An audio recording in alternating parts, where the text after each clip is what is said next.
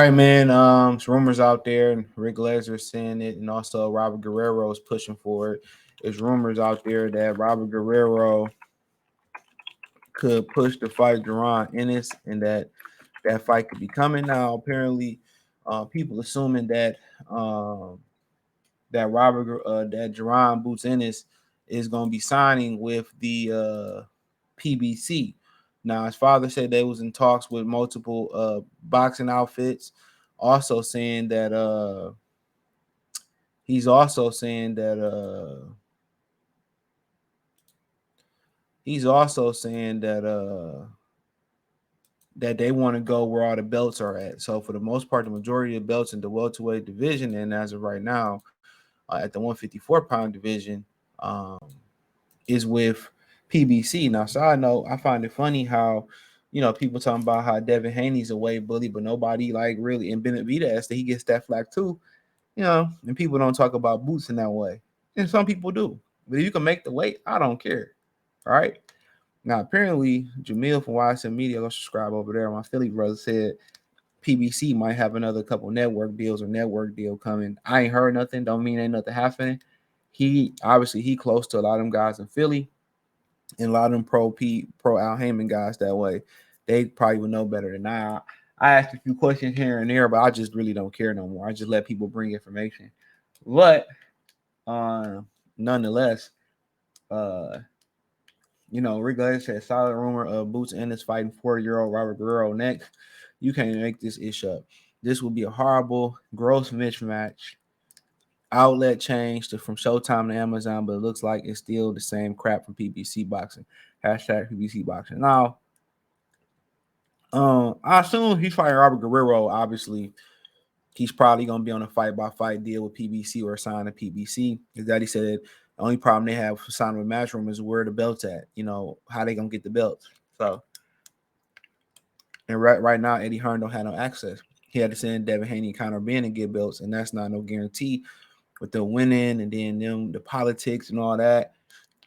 With PBC fight once a year and all that sort of stuff, it probably doesn't seem possible. Okay, so at the end of the day, I just feel that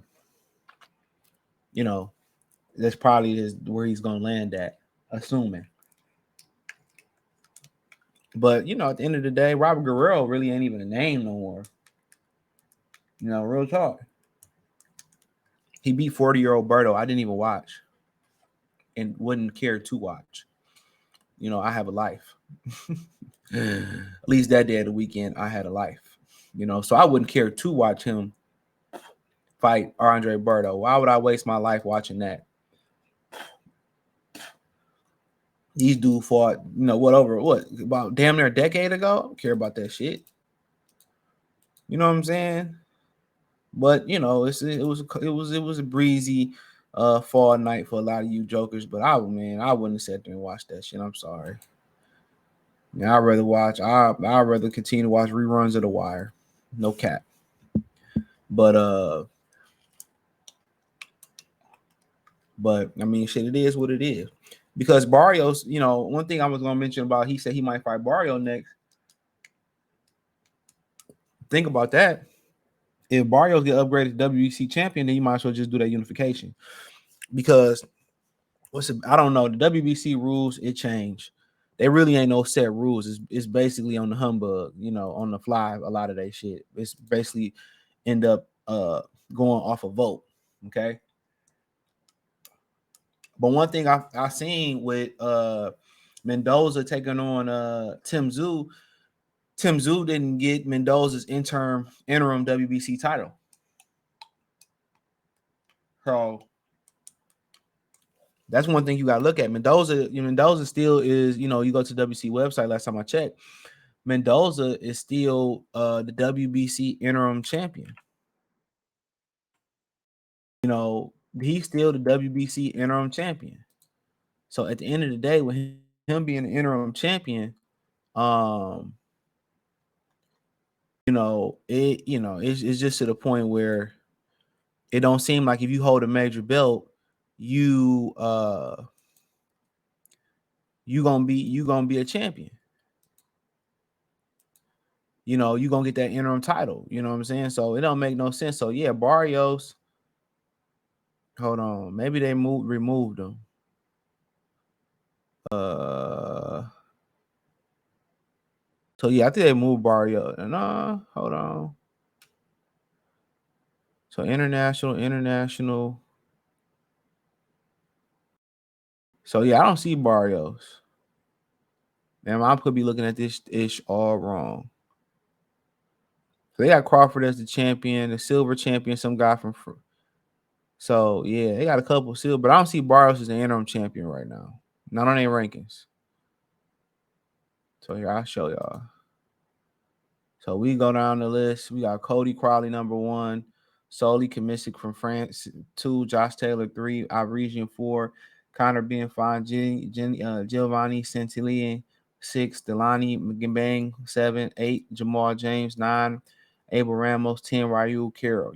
And then I don't see them marking the interim champion here, but I do see Crawford as the champion. So yeah, I don't see I think Barrios is still the interim champion. Maybe it might be a typo. I don't know. He's probably still the interim champion. But nonetheless, I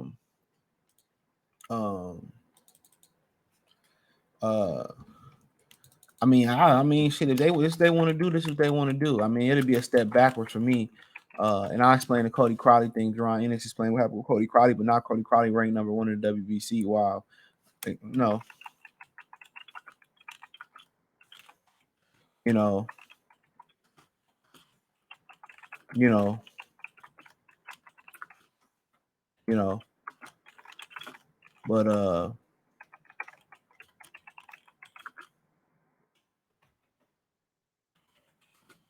but at the end of the day, I mean, that's what they want to do. They want to do. I don't even think Robert Guerrero got a buzz like that. Like I see if he come back and he fought let's say like how Oscar fought an old Trinidad. I mean, an old Julio Cesar Chavez or something like that. I can see that. But what do fighting Robert Guerrero do for him now? Well, I'll explain this later. I don't see what it does for him. I mean, Robert Guerrero, is his fan base still alive? If his fan base, is they still a kicking? Do people even remember who Robert Guerrero is, bro? Like he wasn't even that popular for the most part. Yeah, he fought Floyd, but that was forever ago.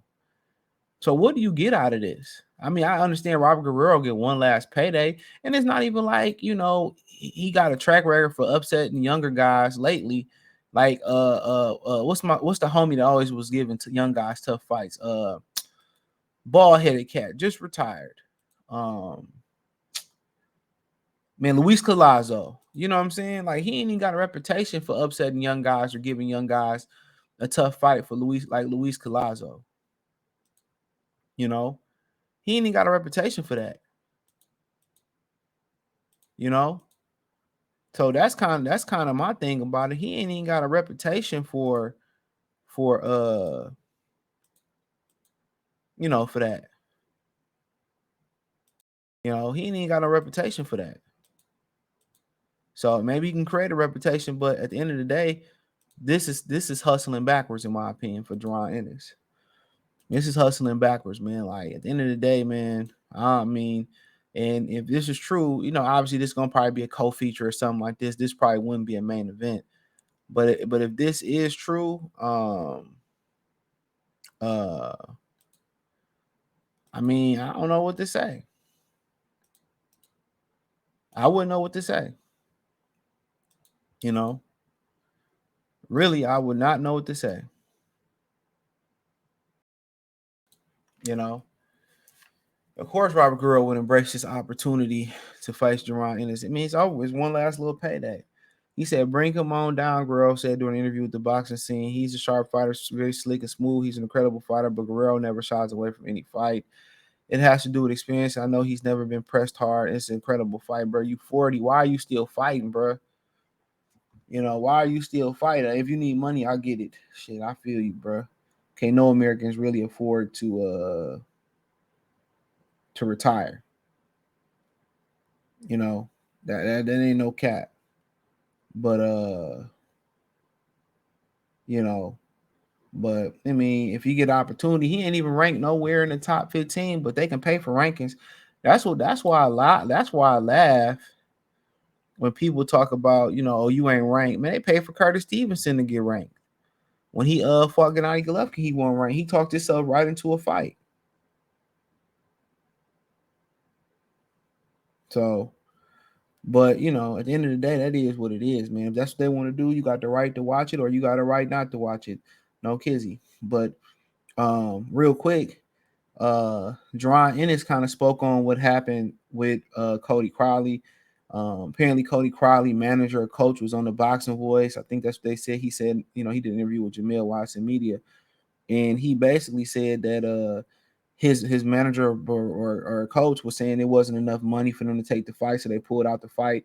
And Jaron Ennis basically was saying that they were going to be the main event. They were going to be the co-main event for the Benavidez Andrade fight, but Cody Crowley pulled out, and apparently it wasn't enough money, and now it would have been for a title fight. It would have been for a title fight.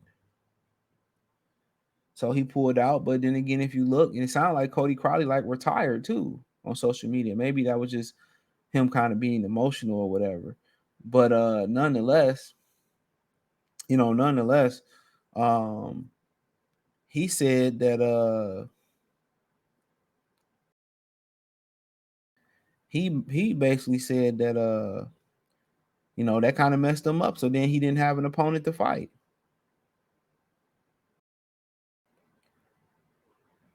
He didn't have an opponent to fight. And that's messed up. So, he don't get a check because somebody else didn't want to fight.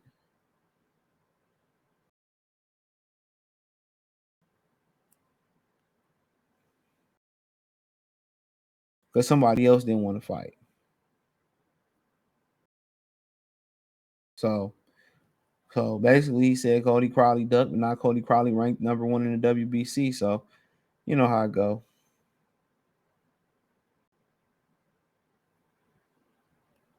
We know how the game go, but it's unfortunate. But hey, let me know what you girls and guys think. Thumbs up the video, share the video, subscribe to the channel. Next subscribe button is the bell icon button. Hit all notifications, increase your chance, get notifications. We go live or drop video financially. Want to support the channel? Cash App, $ CJ Good 313, Venmo CJ Good 313, PayPal link in the description. Hit the link tree.